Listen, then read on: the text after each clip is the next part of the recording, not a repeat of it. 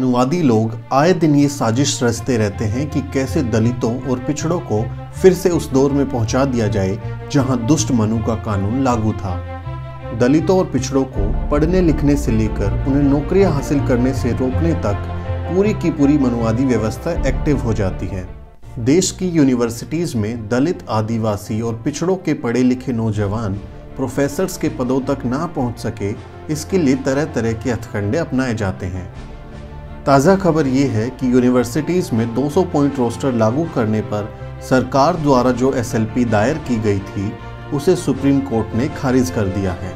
ऐसे में अब ये साफ हो गया है कि 5 मार्च 2018 का UGC का लेटर ही मान्य होगा, यानी department wise 13 point roster system को फिर से लागू किया जाएगा।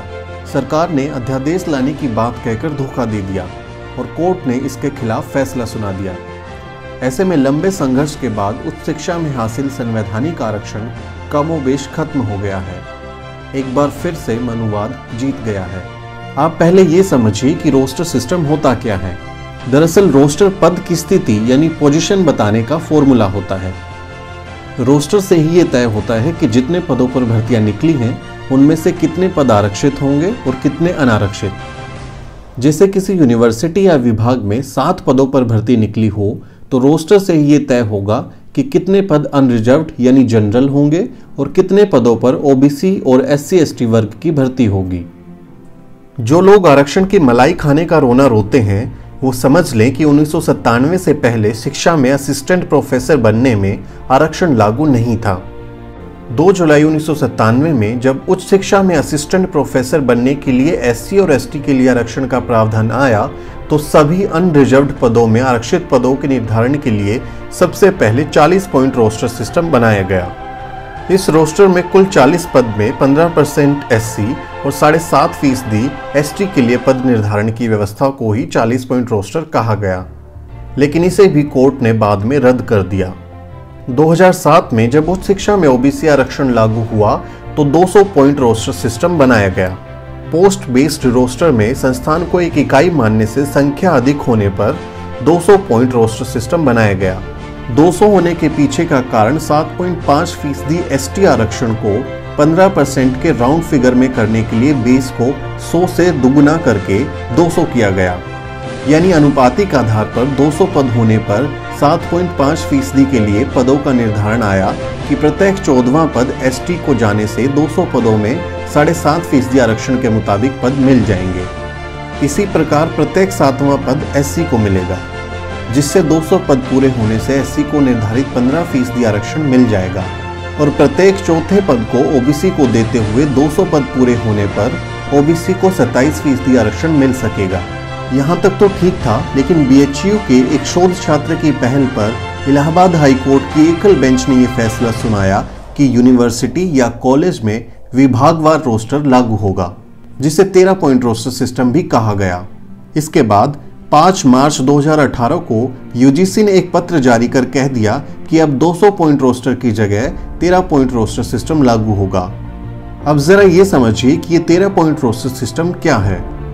अगर 13 पॉइंट रोस्टर सिस्टम लागू होगा तो रोस्टर क्रम और पदों के आरक्षण की रोस्टर सूची इस प्रकार होगी।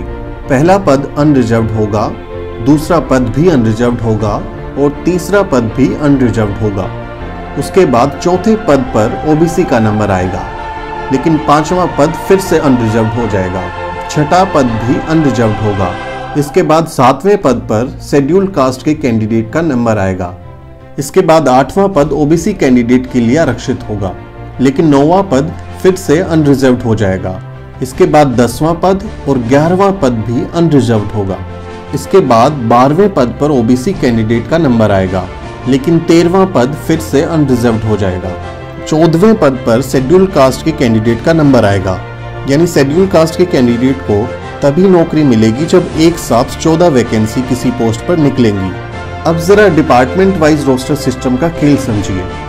यदि किसी नए कॉलेज या डिपार्टमेंट में सिर्फ 3 पद ही होंगे तो तीनों पद इस रोस्टर सिस्टम के हिसाब से अनरिजर्व्ड होंगे। ये खेल सबसे खतरनाक है क्योंकि इसमें डिपार्टमेंट वाइज रोस्टर बनाने से हमेशा के लिए आसानी हो जाएगी कि हर विभाग में 3 या 3 से कम पदों को ही विज्ञापित किया जाए। इस हिसाब से आरक्षित पदों का नंबर तो कभी आएगा ही नहीं। डिपार्टमेंट वाइज रोस्टर का दूसरा खेल समझिए। यदि किसी विभाग में कुल 15 पद स्वीकृत होंगे तब जाकर वितरण कुछ इस प्रकार होगा। 1 पद एसटी को मिलेगा, 2 पद एससी को मिलेंगे, 3 पद ओबीसी को मिलेंगे और 9 पद अनरिजर्व्ड कैटेगरी के हिस्से में चले जाएंगे। इस हिसाब से 15 में से सिर्फ 6 पद आरक्षित होंगे, यानी आरक्षण सिर्फ 40% लागू होगा। यानी संवैधानिक आरक्षण तो कभी लागू हो ही नहीं पाएगा। अब इस विभागवार रोस्टर का तीसरा और सबसे खतरनाक खेल देखिए। माना कि एक पुराने हिंदी विभाग में कुल 11 पद स्वीकृत हैं, जिनमें से 8 पदों पर आरक्षण लागू होने से पहले ही नियुक्तियां हो चुकी हैं, तो ये सभी सवर्ण यहाँ पढ़ा रहे हैं। अब आरक्षण लागू किया गया तो इन 8 में से चौथा और 8वां पद ओबीसी को और 7वां पद शेड्यूल्ड कास्ट को जाएगा, जिस पर पहले से ही कोई सवर्ण पढ़ा रहा है। नियम के हिसाब से ये तीनों पद शॉर्टफॉल में जाएंगे और अगली नौकरियों के विज्ञापन में 9वां, 10वां और 11वां तीनों पद शॉर्टफॉल को पूरा करेंगे। लेकिन देश के हर विश्वविद्यालय में मनुवादियों ने शॉर्टफॉल को लागू ही नहीं किया और ये नियम बना दिया गया कि चौथे, 7वें और 8वें पद पर जो सवर्ण काम कर रहे हैं, जब वो रिटायर हो जाएंगे तब जाकर इन पर आरक्षित वर्ग की कोटे की नियुक्ति होंगी। यानी शॉर्टफॉल लागू न करके सीधे सीधे हजारों आरक्षित पदों पर सवर्णों को बिठा दिया गया। अंतिम साजिश ये है कि किसी यूनिवर्सिटी या कॉलेज में अगर 1997 के बाद से SC/ST और 2007 के बाद से OBC की कोई नियुक्ति नहीं हुई है और पहली बार अगर 2019 में विज्ञापन आया है, तो इस बीच के पदों में जो बैकलॉग होगा उसे पहले भरा जाएगा। लेकिन जब रोस्टर ही डिपार्टमेंट वाइज बनेगा तो ना तो शॉर्टफॉल लागू होगा और ना ही बैकलॉग भरा जाएगा। यानी मनुवादियों ने मिलकर ये साजिश रची है कि दलितों, आदिवासियों और पिछड़ों के बच्चों को किसी यूनिवर्सिटी में टीचर बनने से रोक दिया जाए। वहीं दूसरी तरफ सवर्णों के लिए आर्थिक आधार पर 10% आरक्षण देने के लिए मनुवादियों ने संविधान ही बदल डाला। शीतकालीन सत्र के आखिरी चंद घंटों में बिल पास हो गया और चंद दिनों में ही राष्ट्रपति ने कानून को मंजूरी दे दी। महज 48 घंटों में गुजरात सरकार ने आरक्षण लागू भी कर दिया। लेकिन SC/ST और OBC को मिले संवैधानिक आरक्षण को लागू होने में सालों लग गए। आधा अधूरा आरक्षण लागू हुआ भी तो उसे मनुवादियों ने मुकदमेबाजी में उलझा दिया।